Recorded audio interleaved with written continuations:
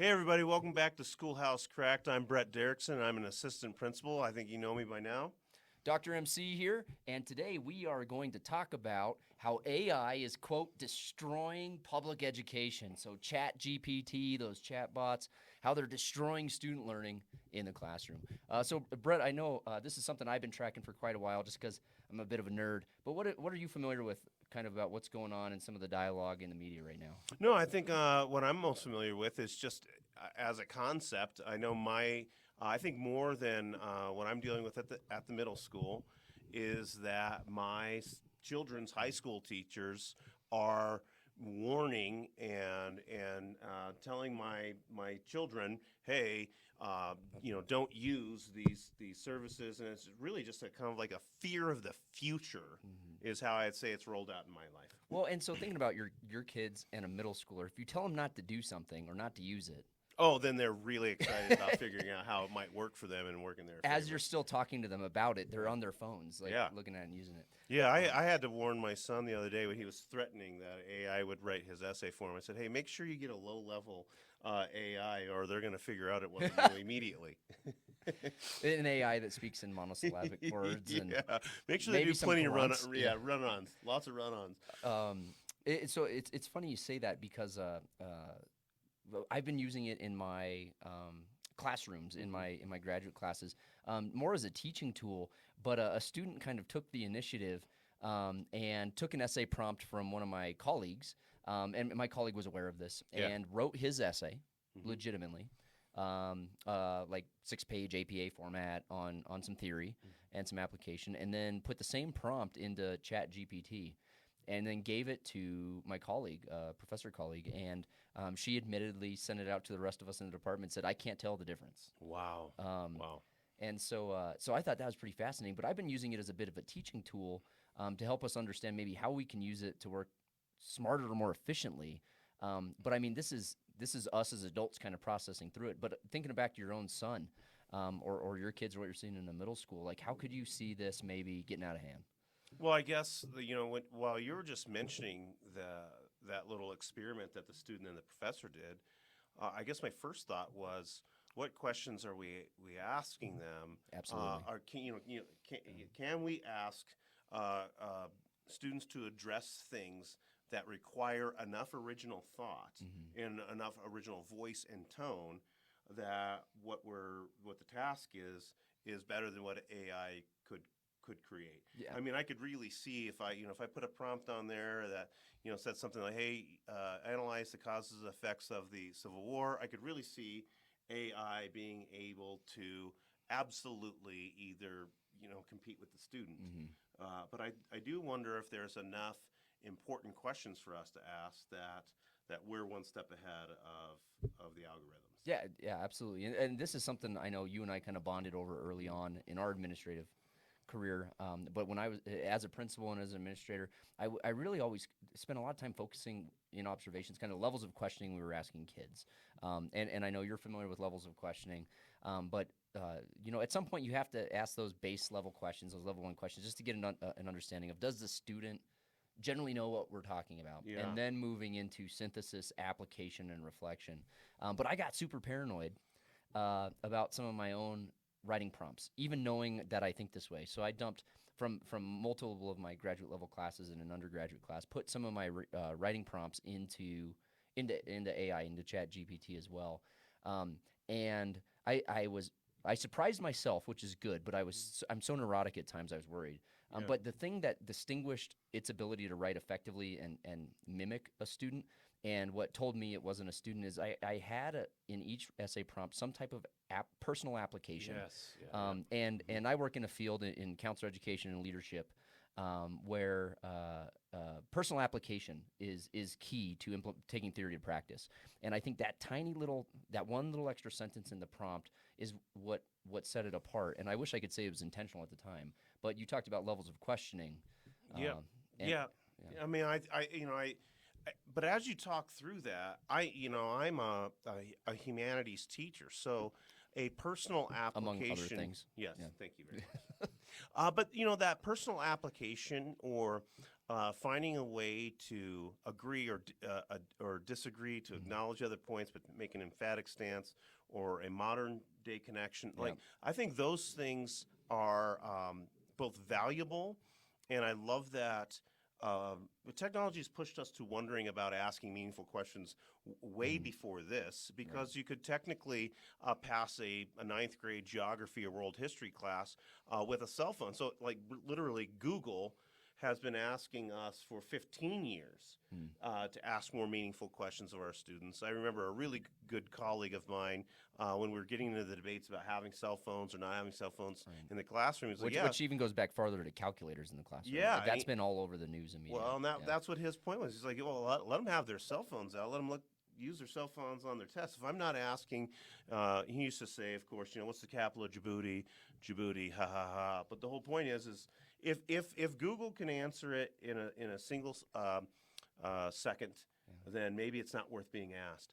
I do worry a little bit, though. I read an article probably about 6 or 7 years ago, back when I was teaching in Southeast Asia, about organic memory versus artificial memory, and it was really centered on medical students and the use of medical software in both the diagnosis and treatment. Right. And so, maybe that's your experience with being in a hospital. People coming in, logging in, nurse or physician, and asking you questions, looking at the vitals, and throwing everything into like a diagnosable thing.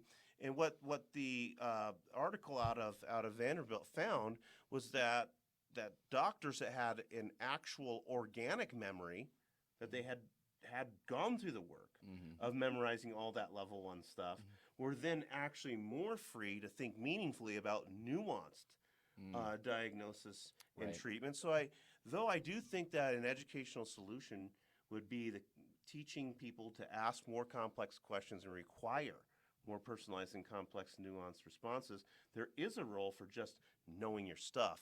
And if AI is going to get in the way of that, I do think we have something worth talking about. Well, and kind of what you're hitting on is kind of the concept of type 1 and type 2 thinking. Like the mental schema we develop in remembering something just innately, organically, because we practiced it over time. That sometimes that rote memory, rote skill. And the example I always give is, you know how to drive a car, and you've been doing it long enough that you don't have to be totally cognizant of your actions. How many times have you driven home, pulled into the driveway, and you don't remember the drive at all? That's right. And so that's a skill, and you've memorized things over time that you can just rely on. And so I agree. I do see the value in that, and that comes through practice and memorization of skills and techniques. And it would allow a doctor to kind of access that higher order thinking. Yeah. And if we don't do that, and it's just kind of, we've also seen in research that our ability to Google something and find out information immediately actually inhibits our ability to retain that information long term. Yeah. And so I do see potentially a gap between ability to recall factual information and then critically analyze that if you have to go find it first. And so I could really argue both sides of that. But one of the interesting things I was reading this week was how English teachers have been using ChatGPT to spit out. They'll put their prompt into AI, spit it out, and then have the students critically analyze, grade, mark for grammar and syntax and fluidity of thought, and I mean things that are beyond my scope because I'm not an English teacher. But I thought that was really fascinating too. Is using it as a tool to enhance critical analysis of others' writing. Yeah. Yeah, I like that, and I think I really firmly believe at the end, and I've mentioned this before on this podcast. I know I've mentioned it with you and I in our conversations, but people only change if there is a problem or they're inspired. And the one thing about what we're talking about today is that it's asking us as educators to solve a problem. If you think it's a problem that your students could possibly do better by not learning at all, and literally I give up. And just using a system or a structure that is designed, I mean, ultimately it is designed by man, then we are going to get that really great challenge that I like every decade or so, where we're being asked to be innovative and thoughtful about what students should know and be able to do and what it looks like and how we should evaluate it. So I think we're at a great junction with this right now, especially coming out of COVID. Especially having, like posted everything online, the Right, ability for right. kids to share information, that we're being asked to rethink and repurpose everything that's being done within our classrooms. Yeah, absolutely. And it's kind of one of those great moments. I'm going to use the term "great leap forward." I know that has implications for Yeah. China and some very negative things, but instructionally, a great leap forward instructionally. And I was reading I was reading several articles this week on how career coaches and resume writers are using AI to write cover letters for their clients, and then starting off with 80% of the job done, and then going in and personalizing it Yeah, more. yeah, So yeah. rather than starting from zero, and I don't know about you, I've written so many damn cover letters in my Yes, life yes. that I've chosen not to apply to jobs before because it requires a cover letter. Yeah. And I can't be bothered with starting from scratch. Or even And think about the number of letters of recommendation yeah. we have written in the last 10 years as supervisors for our staff that are moving on to different things. And one of the biggest fears for me is literally I'll use a form that I've written, and then I have to make sure that I change the pronouns Yeah, or yeah. the actual name. And that way you've become your own ChatGPT AI. And I'm guilty of it as well. Yeah, I guess, but the one point is that I, just like you were mentioning right Yeah. there with that technique, I don't feel bad about that. If I use a few lines in there to say this person is an exemplary professional, Yeah, if it's still accurate and true, why not? Why yeah, not? right. Yeah. And so then the challenge is up to me to what level am I going to share with them that they are distinct from their colleagues, and that's I guess in this situation, I'm really curious to see if I just punch in a title and let the internet or algorithms or whatever else write the paper.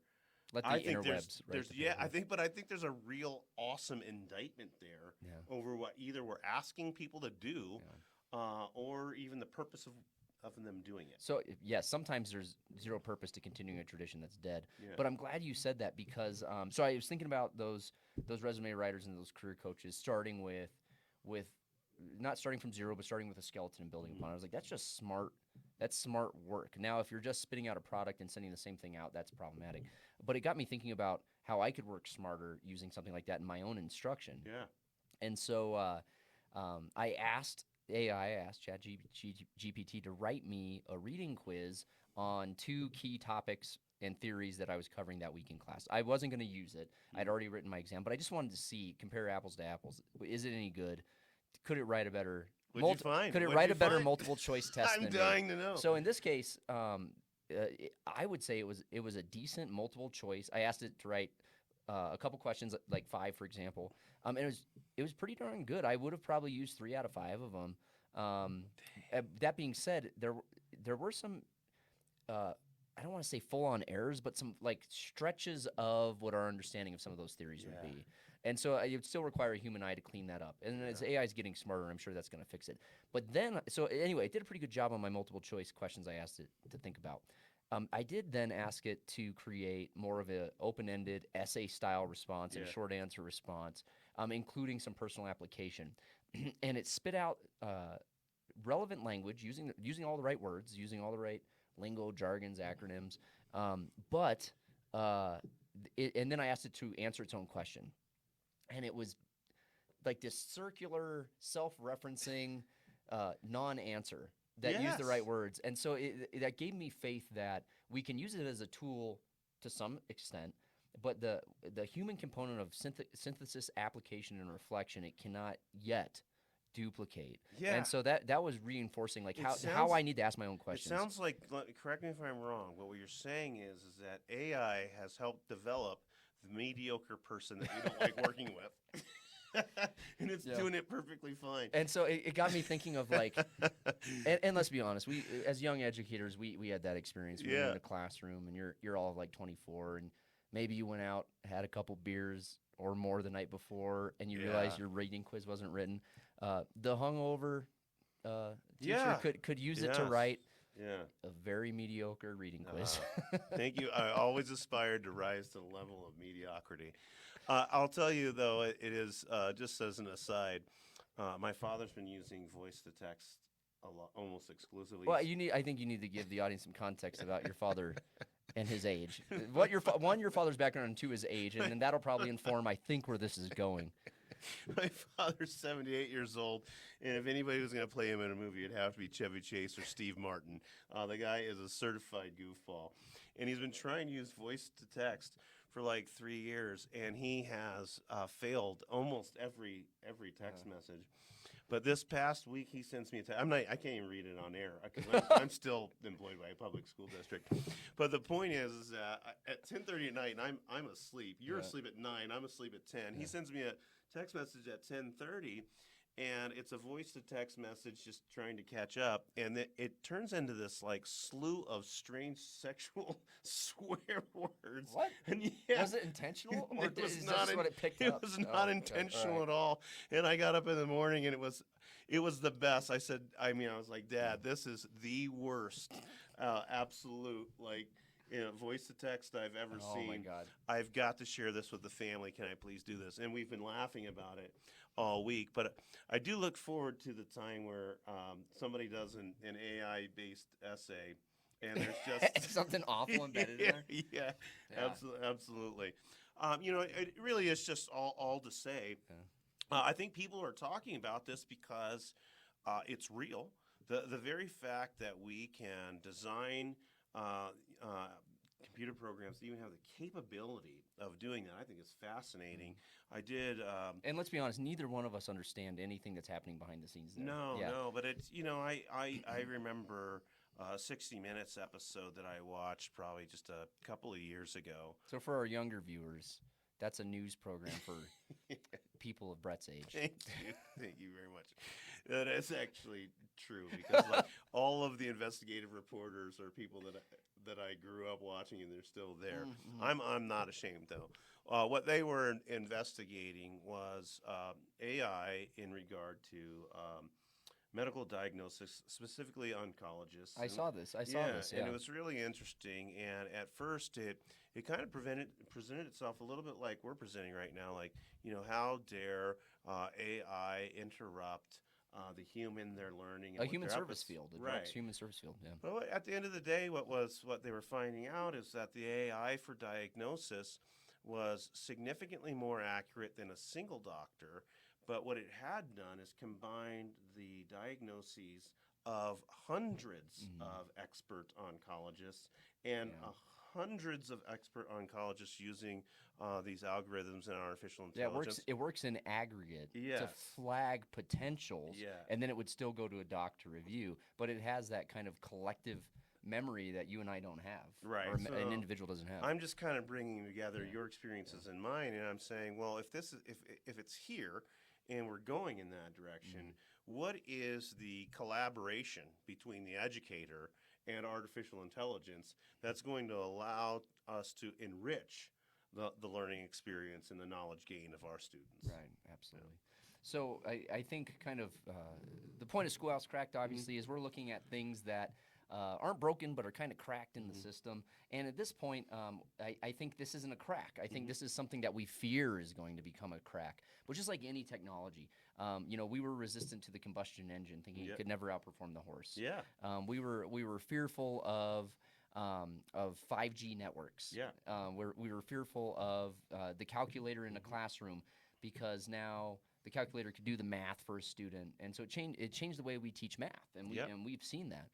And so I think this is an opportunity to just try something, keep an open mind, and see how we might utilize it, knowing that it's hard to stop progress, especially when it's accessible and available to kids. Yeah. And so just like phones in the classroom from one of our earlier episodes, maybe we lean into it, feel it out, see what works, see what doesn't, and have some fun with it. I'm with you on this. If artificial intelligence is a threat to your job, then ask yourself what you're going to do to make yourself, more important than artificial intelligence. And at the end of the day, and at some point, that answer may be nothing, and we'll all be living in a utopian society where we are on permanent vacation because AI does everything for us. We're not there yet, though. Yeah, and Kurt Vonnegut's dead, and I need him to write a book about that. But the point, though, for me would simply be to say, hey, teachers, there's nothing more important than you. One-on-one contact, building relationships. AI is not going to be able to do that. You can't replace those human relationships. Absolutely. And that rapport and investment in kids. Or in that one-on-one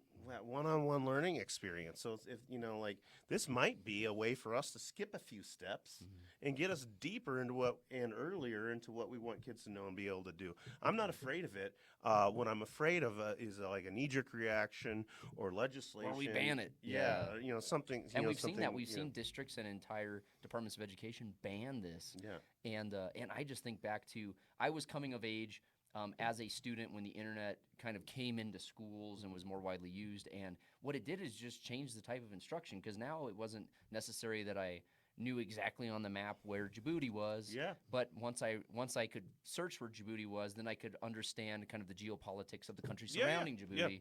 And so it just changed instruction. So I think there's an opportunity here. But let us know what you think. What are you doing in the classroom? Are you doing anything in the classroom? What's your school board? What's your administration? What's your Department of Ed saying? Have you used this in a way as a teaching tool, or maybe have you kept it out of the classroom? Send us your thoughts, comments, and feedback at schoolhousecracked@gmail.com. Be sure to subscribe to the YouTube channel right below and download us on all your favorite podcasts. Yeah, and this is one of those ones where we would really love some anecdotal stories. What has just gone super well or incredibly wrong for you as parents, or for you as kids, or for you as teachers in regard to the early use of AI being able to do student work? And so, closing out the episode, I will confirm that none of this episode was written by AI or ChatGPT. So thank you for tuning in to Schoolhouse Cracked. We'll see you in our next episode.